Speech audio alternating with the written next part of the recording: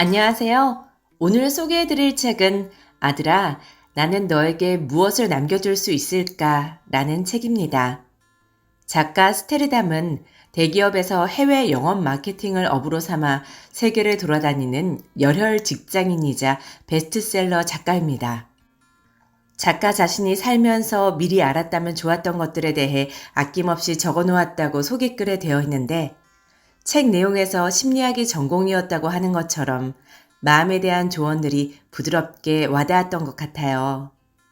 책을 읽어보니 저희 세대 혹은 그 앞 세대 아버지들이 마음속으로 생각하고 있으나 차마 말씀하실 시간이 없으셨거나 혹은 나쁘끄러워서 못하셨을 자식들에게 해주고 싶으셨던 당신들의 인생 경험을 통한 삶의 조언들을 이 책은 요즘 아빠답게 따뜻한 어투로 담고 있습니다.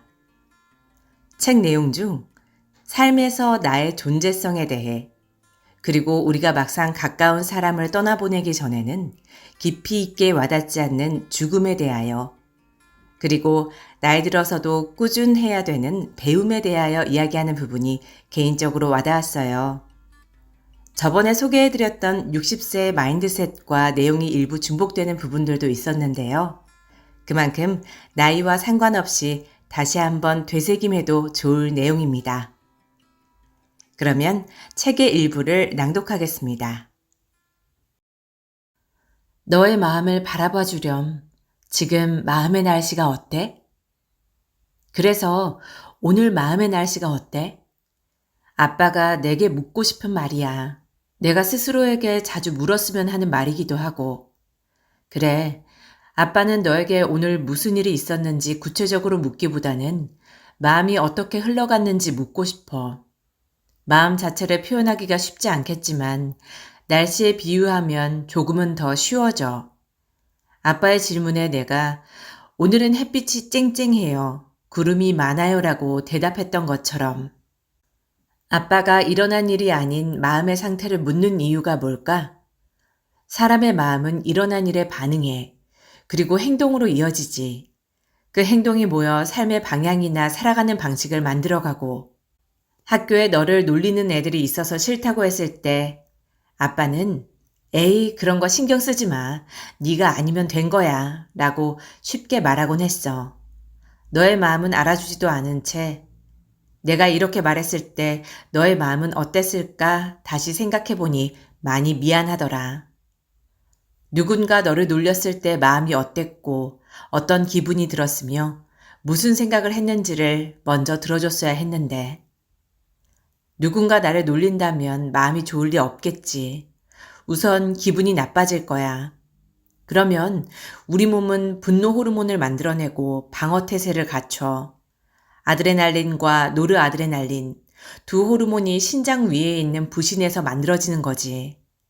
그런데 재미있는 건 두 호르몬은 기분이 좋아서 흥분될 때도 나와. 네가 좋아하는 롤러코스터를 탔을 때처럼 말이야. 호르몬을 연구한 한 학자는 이 두 호르몬이 자연계에서 복어와 뱀의 독 다음으로 강력한 독성을 지녔다는 걸 밝혀냈어. 즉, 기분 좋을 때나 위기에 처했을 때에는 두 호르몬이 순간적으로 슈퍼히어로 같은 힘을 낼 수 있게 해주지만 분노로 가득 찼을 때에는 그것이 독성을 발휘해 폭력성을 부르고 스트레스를 야기해 몸의 면역력을 떨어뜨린다는 거야. 격렬히 화를 낸 다음엔 어때? 머리가 아프고 심장이 두근거리고 식은땀이 흐르고 심지어 호흡곤란을 느끼기도 하잖아. 몸과 마음에 상당히 좋지 않지. 받아들이는 마음, 그 차이. 아빠는 심리학을 공부했어. 사람의 마음에 관심이 많아. 그래서 놀림을 당했을 때 누군가는 대수롭지 않게 넘어가고 또 누군가는 큰 상처를 받는 이유가 뭘까 많이 궁금했어. 그 차이가 도대체 어디서 나올까? 쉽게 이야기하면 이건 받아들이는 마음에 따라 다르다고 할 수 있어.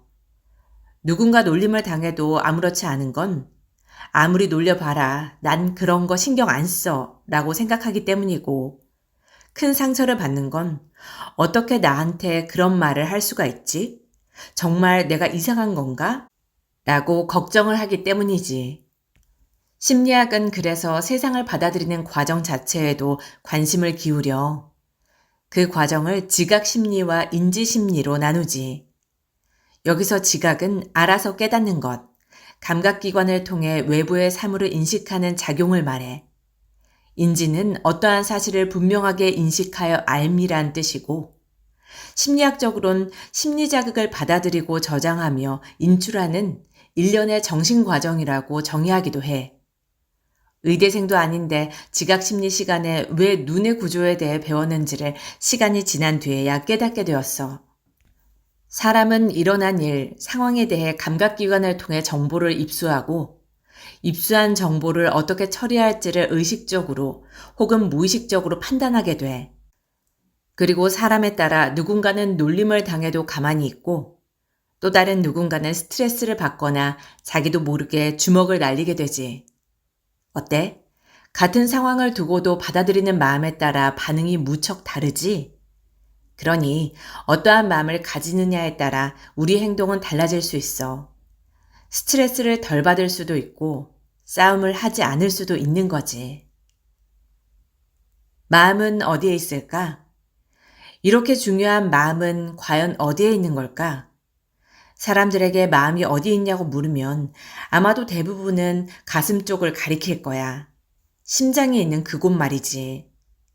예전 어느 드라마는 치매에 걸린 어머니가 마음이 아프다며 만병통치약으로 여겨지는 빨간 약을 가슴에 바르는 장면으로 전 국민을 눈물바다에 빠뜨린 적이 있어. 이 모습을 보면 우리 마음은 정말 심장 쪽에 있는 것 같아 보여. 그렇지? 철학자 아리스토텔레스도 같은 생각을 했어. 마음은 심장에 있다고. 하지만 의학의 아버지 히포크라테스는 마음이 뇌에 있다고 했지. 실제로 현대의학에서는 우리가 받는 모든 자극이 오감을 통해 뇌로 전달되고 뇌에서 신경세포의 화학, 전기적 반응을 통해 감정이 발생한다고 해석하고 있어. 어쨌든 차이는 있지만 두 가지 생각 모두 몸과 마음은 개념적으로 분리되었다는 이원론에 기반을 두고 있다고 볼 수 있는 거야. 그렇게 보면 우리 마음은 심장과 뇌, 그 둘 다에 있는 것 아닐까? 사랑하는 사람을 떠나보낸 사람은 가슴 먹먹한 아픔을 느끼지만 실제로 그 통증은 뇌의 신호로 전달된 거니까. 이별을 알아챈 사람은 이것이 아픈 상황임을 인지하게 되고 뇌는 그에 맞는 호르몬을 분비시켜 몸이 반응을 하는 거야. 그래서일까? 근대 철학자인 데카르트는 실체 이원론을 주장했어. 실체란 그것이 존재하기 위해 다른 어떤 것에 의존하지 않고 독립적으로 존재하는 것을 말해. 그는 인간은 마음이라는 실체와 육체라는 실체가 함께 공존하는 독특한 존재라고 규정했어. 혼이 떠난다고 몸의 기능이 중지되는 것이 아니라 운동을 중지하기 때문에 몸이 죽고 그 결과 마음이 육체에서 떠난다고 봤거든. 마음 바라보기, 마음 챙기기. 그래서 난 오늘도 너에게 마음의 날씨를 물어. 네가 자신의 마음을 바라봤으면 좋겠거든. 내 마음이 어떤지, 나의 마음은 세상을 어떻게 받아들이는지, 무엇을 어떻게 보고 그것이 나로 하여금 어떠한 마음과 감정 그리고 기분이 들게 하는지, 그래서 나는 어떻게 행동하고 반응하는지. 아빠는 그랬던 것 같아. 이리 치이고 저리 치이는 상황에 쉽게 분노하고 화났을 땐 뭔가를 집어던지거나 소리를 지르고 욕을 하기도 했어. 분노나 화를 표출하는 게 살아가는데 꼭 필요한 과정이긴 해. 그것을 제대로 풀지 않으면 마음의 병이 되고 마음의 병은 육체의 병이 되니까. 하지만 그 방법이 다른 사람에게 또 자신에게 상처를 준다면 좋은 방법이라고 할 수 없겠지. 올바르게 내 마음과 감정을 달랠 방법을 알아야 했어. 아, 내 마음은 이렇구나. 이럴 땐 이런 감정을 느끼는구나. 이렇게 마음을 바라보니 감정을 표출하는 방식에 조금씩 변화가 생겼어. 아마도 그래서 글을 쓰기 시작한 것 같아. 무조건 화내기보다는 글을 쓰면서 내 마음을 살피고 그것을 보고 생각하면서 어떻게 반응할지 정리하는 여유를 갖게 된 거지. 스트레스를 받으면 글을 쓰게 되었고 어쩌면 그래서 글을 많이 쓰고 있는 건지도 몰라. 어찌되었건 분명한 건 스트레스가 클 때 이제는 화를 내기보단 글을 쓰기로 마음먹었다는 거야. 난 네 마음의 날씨가 항상 햇빛 쨍쨍하길 바라진 않아. 비도 오고 번개도 치고 태풍도 맞이할 테지만 그 순간순간의 감정을 고스란히 느꼈으면 좋겠어. 다만 그 마음을 바라보고 어떻게 반응할지, 무엇을 할지에 대해서는 차근차근 자신만의 방법을 찾아갔으면 해. 시행착오가 많을 거야. 내 마음이라는 게, 내 감정이라는 게 내 마음대로 되지 않거든. 아이러니하게도. 그래서 말인데, 지금 마음의 날씨가 어때? 나다움이란 뭘까? 삶은 나를 찾아가는 여행. 내가 아니게 되면 저는 어떻게 되는 건가요?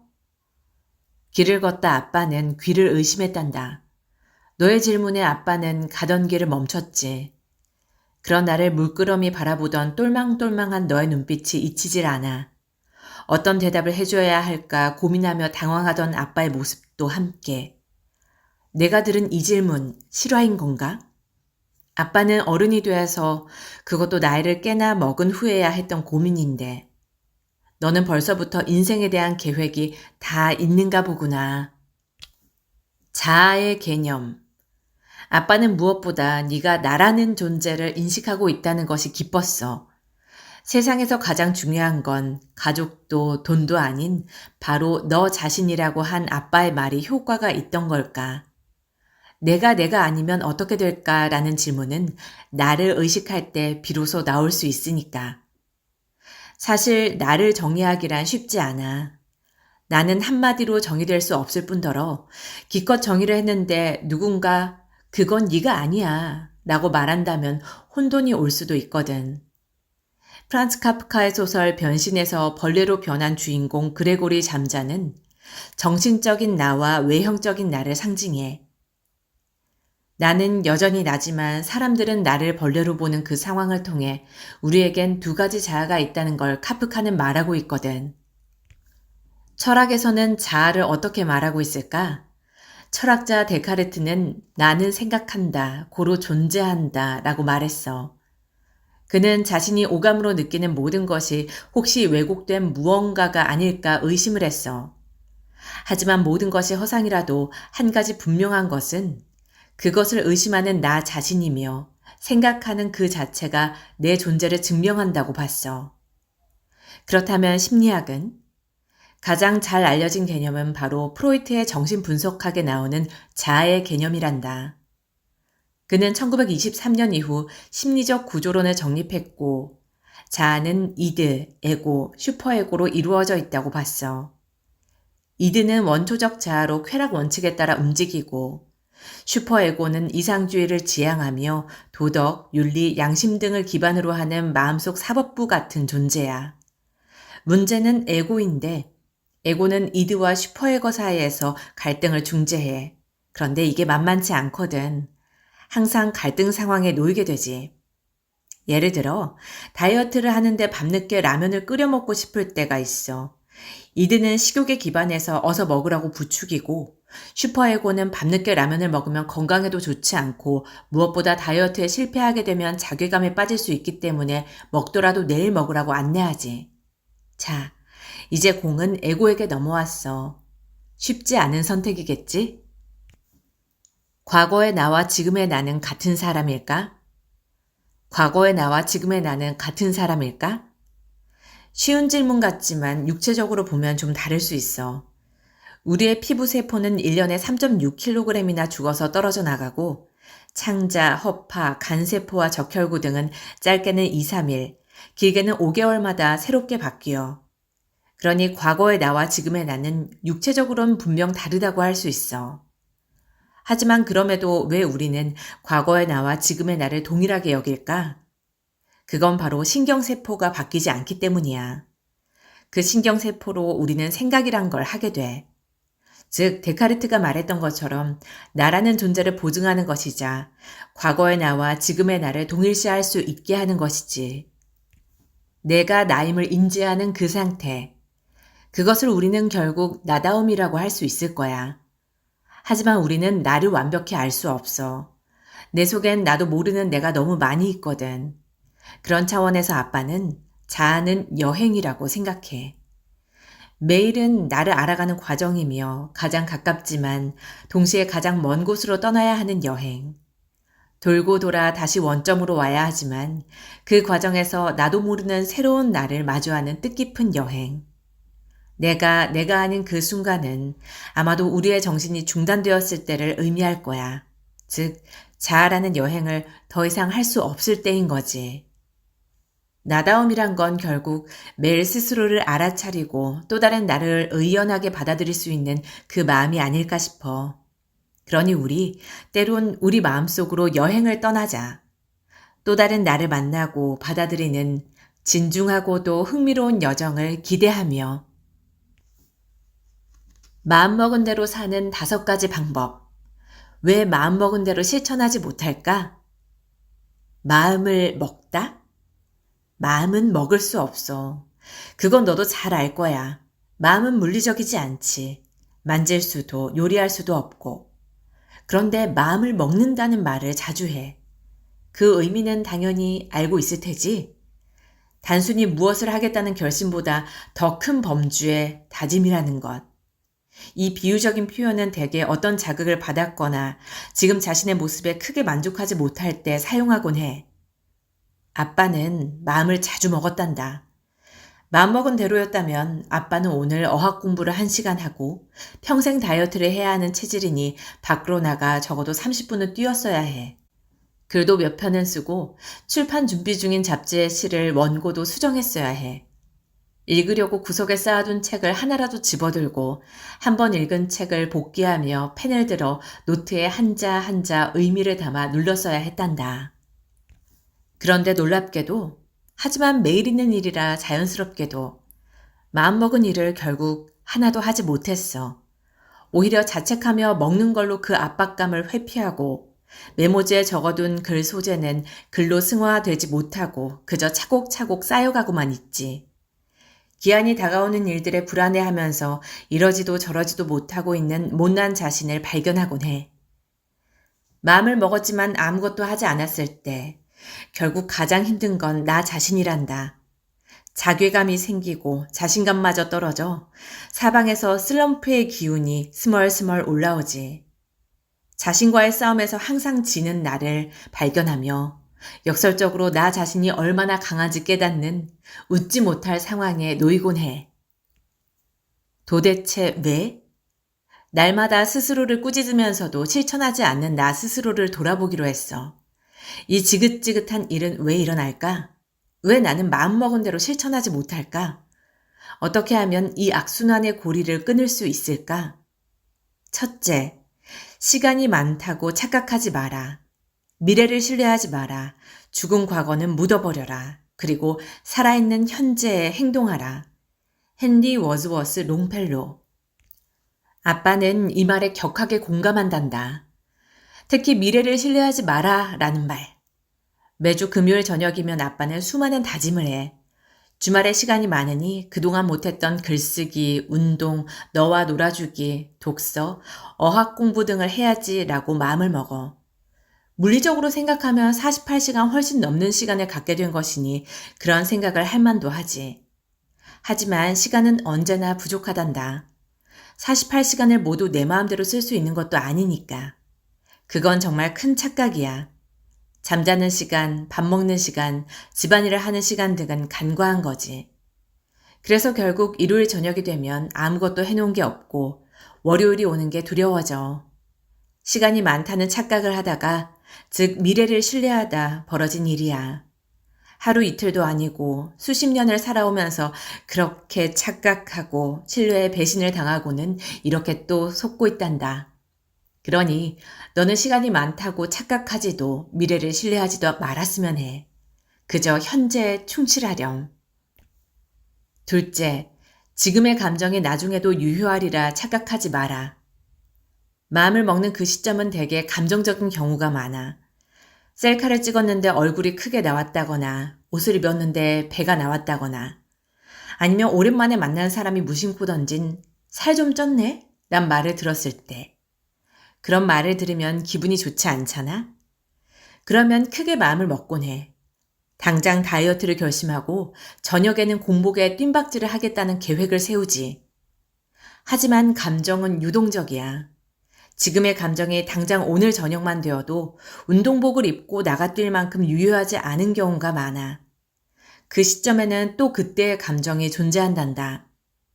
기분이 좋을 수도 나쁠 수도 있고 갑자기 허기질 수도 있고 밖으로 나갈 수 없는 또 다른 감정이 생길 수 있는 거지. 조선 중기학자인 율곡이인은 기미에 선악이 나뉜다라는 말을 했어. 즉 감정이 생겨난 후가 아닌 그것이 생겨나는 순간이 중요함을 이야기한 거야. 순간순간 우리의 마음은 변하고 또 변해.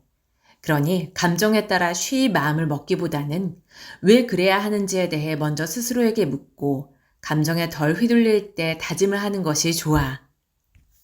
셋째, 완벽하지 못할 거란 생각에 시작을 두려워하지 마라. 누가 보면 아빠가 완벽주의자인 줄 알겠다. 하지만 좀 더 깊이 들여다보면 겁쟁이라는 말이 더 어울릴지 몰라. 결과를 두려워하지 않고 시작한 일도 있긴 하지만 실천하지 못하고 뒤로 미루는 일이 더 많거든. 독일 보훔루르대학 생물심리학 교수 연구팀은 이를 지연행동이라고 이름 붙였어. 그리곤 지연행동을 하는 사람이 그렇지 않은 사람보다 감정을 관장하는 편도체가 크다는 사실을 발견했지. 편도체가 크다는 건 그만큼 부정적인 결과를 가져올 가능성이 있다는 걸 세심하게 느낀다는 거야. 하고 싶은 마음은 있으면서도 흐지부지 되진 않을까 하는 두려움에 아예 그것을 시작조차 하지 않고 덮어버린다는 거지. 아빠는 편도체가 좀 큰 것 같아. 아빠는 겁쟁이가 되려 할 때마다 화가 살바도르 달리의 말을 기억하려 노력한단다. 완벽을 두려워 마라. 어차피 완벽할 수 없을 테니. 넷째, 자신을 객관적으로 평가해라. 아빠는 꾸준하지 못한 성품을 자주 반성해. 그리고 솔직히 감정적으로 많이 요동치기도 한단다. 스스로를 잘 아는 거지. 수십 년 동안 자신과 싸워오며 얻은 깨달음이기도 하고. 그런데 계획을 세울 때만큼은 그러한 자신을 잘 잊는 것 같아. 꾸준하게 정해진 대로 하지 못할 걸 알면서도 계획을 거대하게 세우고 말이야. 그리고는 계획대로 하지 못하는 스스로를 꾸짖는 악순환을 반복해. 출장을 다녀왔던 날 너와 함께 시간을 보내기로 했는데 결국 잠만 잤어. 그때 너에게 얼마나 미안했는지, 스스로가 또 얼마나 실망스러웠는지를 기억해. 만약 당연히 시차에 시달릴 것임을 인정하고 그 약속을 다음으로 미루었다면 미안하고 실망할 일은 일어나지 않았을 거야. 무언가를 할 때에는 항상 주관적인 의지와 동시에 객관적인 상황도 고려해야 한단다. 마지막으로 작은 성취에 만족하렴. 아마 아빠의 실천력 수준으론 일주일에 한 번만 조깅을 하더라도 스스로를 칭찬해야 할 거야. 아빠의 상황과 의지, 그리고 성향과 역량을 봤을 때 말이지.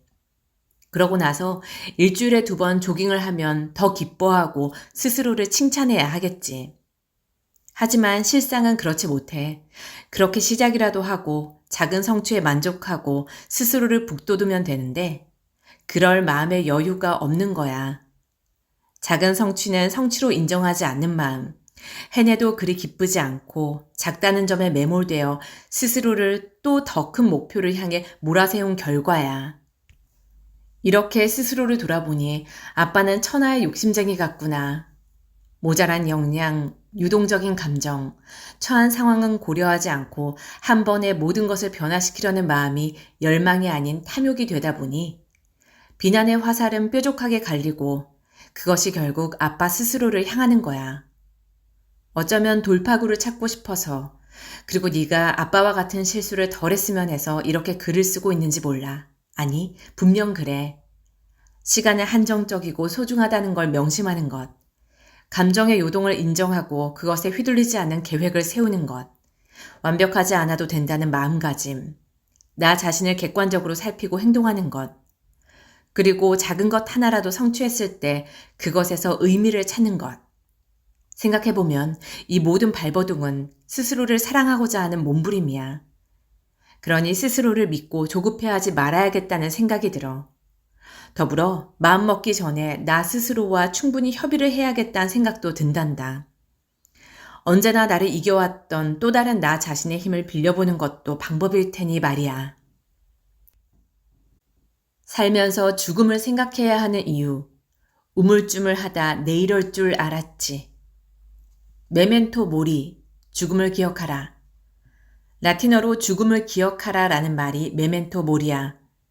그 옛날 로마에서는 원정에서 승리를 거두고 개선하는 장군이 시가 행진을 할 때 노예로 하여금 행렬뒤에서 메멘토 모리라고 외치게 했단다. 전쟁에서 이겼다고 너무 우쭐대지 마라. 오늘은 개선 장군이지만 너 또한 언젠가 죽는다. 그러니 겸손하라는 의미에서 생겨난 풍습이야. 그래, 이제 너도 알고 있겠지. 우리 모두는 언젠가 죽음을 맞이한다는 것을.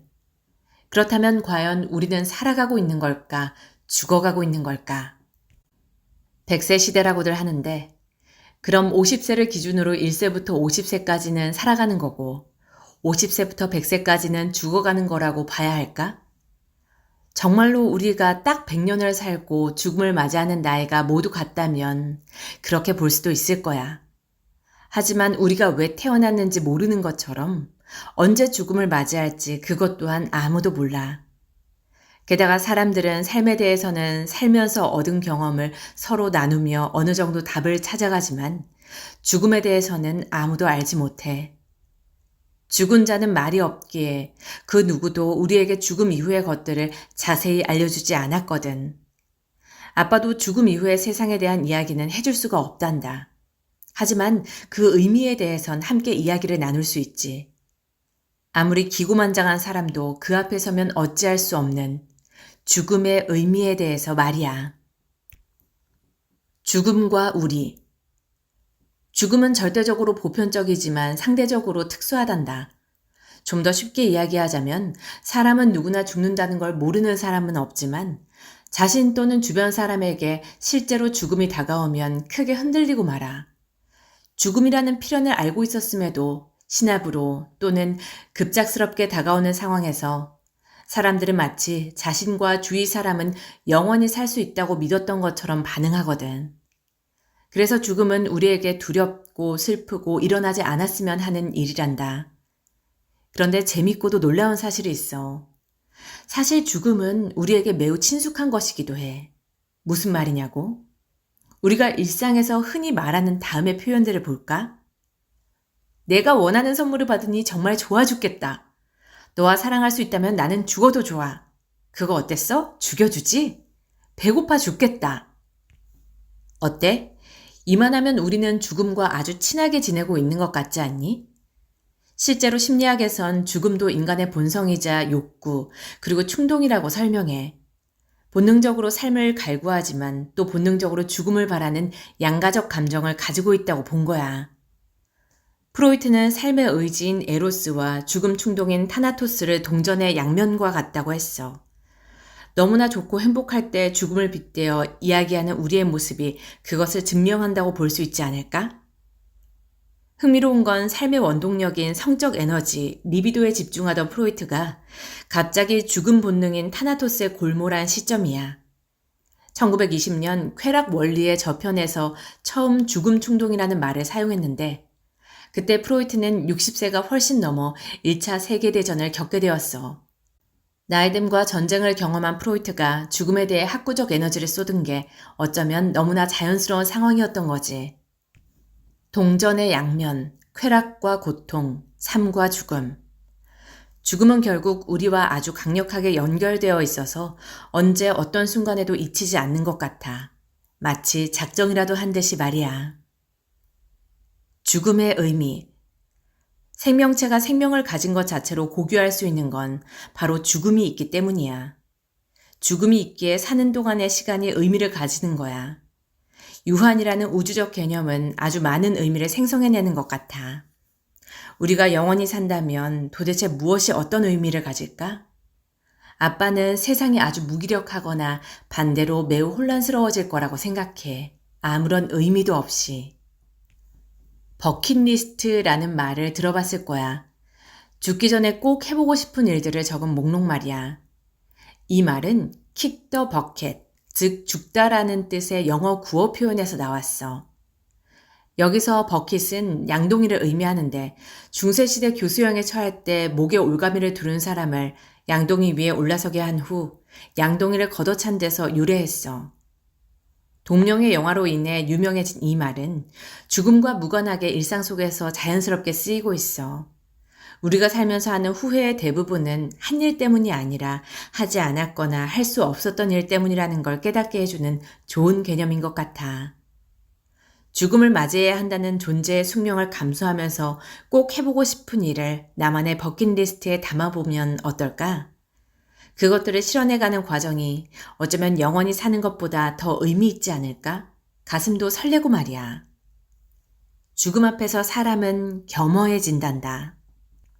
시간도 돈으로 살 수 있는 요즘, 세상에서 아직까지 그 누구도 거스를 수 없는 마지막 한 가지, 그것이 바로 죽음이야. 그리고 그것을 생각하면 지금 이 순간은 눈부시도록 빛이 날 거야. 그 겸허한 마음으로 사랑하는 사람들을 바라볼 때 우리는 좀 더 애틋해질 수 있단다. 사랑만 해도 모자랄 판국에 미워할 시간이 어디 있겠소? 마지막으로 영국의 유명한 극작가인 조지 버나드 쇼의 묘비명을 소개하며 이만 줄일게. 재밌지만 섬뜩하고 섬뜩하지만 미소 짓게 만드는 글이야. 죽는 순간까지 그는 작가로서 우리에게 묵직하고도 유쾌한 메시지를 던졌단다. 그 묘비명을 보고 네 마음에 떠오르는 생각과 다짐은 과연 무엇일까? 우물쭈물하다 내 이럴 줄 알았지. 나이와 때를 가리지 말고 배워라. 배움은 어디에나 있단다. 누구로부터든 배울 만한 것이 있다. 미루고 미뤘던 운동을 시작했단다. 바쁘고 고된 업무와 잦은 출장으로 몸이 녹초가 되어 계속 미루다가 의지박약한 모습을 보여주기 싫어 밖으로 뛰어나갔지. 정말 집 밖으로 한 발을 내어놓기가 왜 이렇게 힘들던지. 초인적인 의지를 발휘해 시작한 그 운동은 오랜 시간이 흐른 지금까지 이어지고 있어.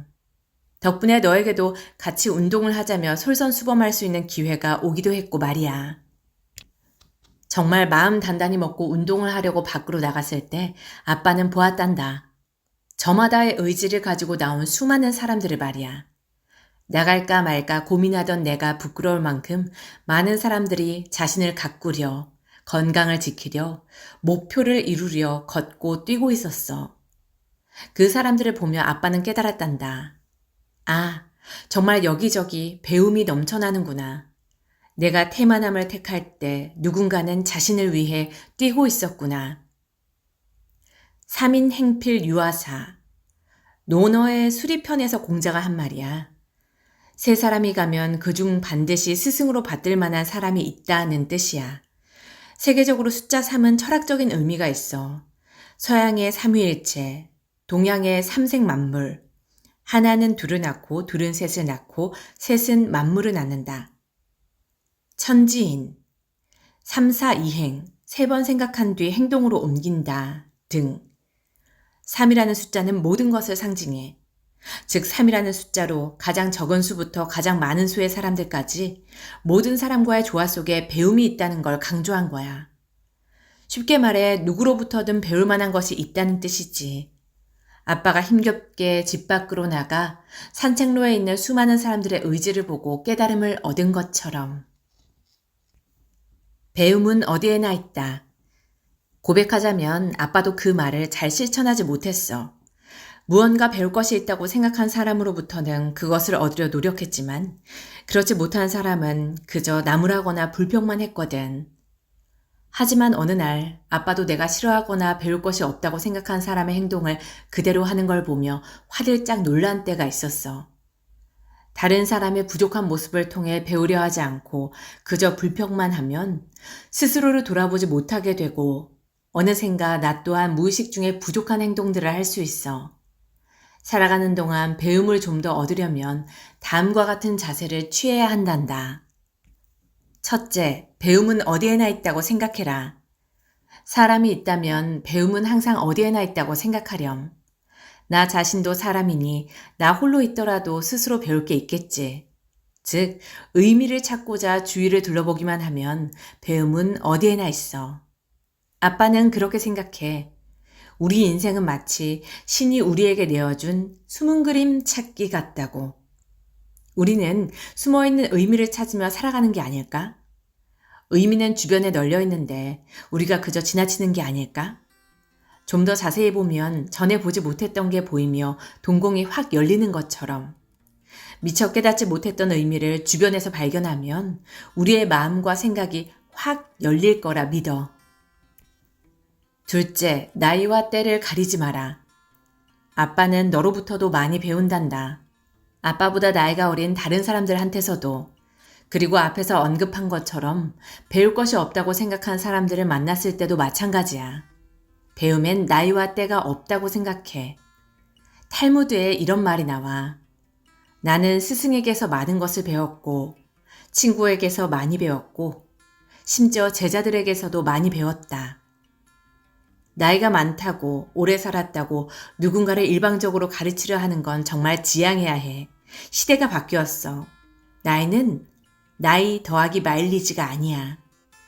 경험과 실익을 중시하는 지금의 시대엔 더더욱 나이와 때를 가려선 안 된단다.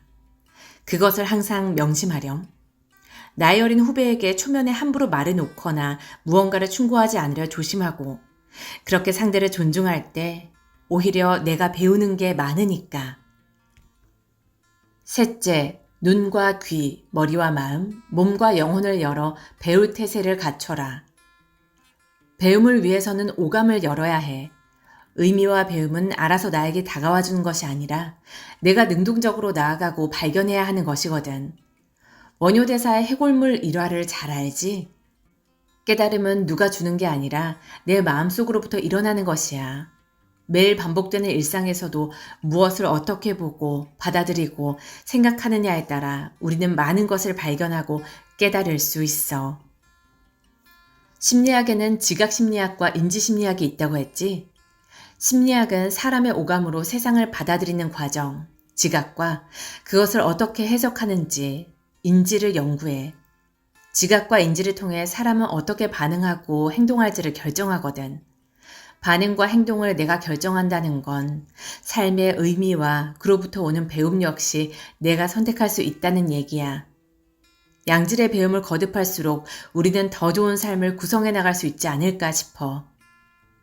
배움은 어디에나 있단다. 오늘의 책 속의 낭독은 여기서 마무리하겠습니다. 편안한 시간 되셨기를 바라며 행복하세요.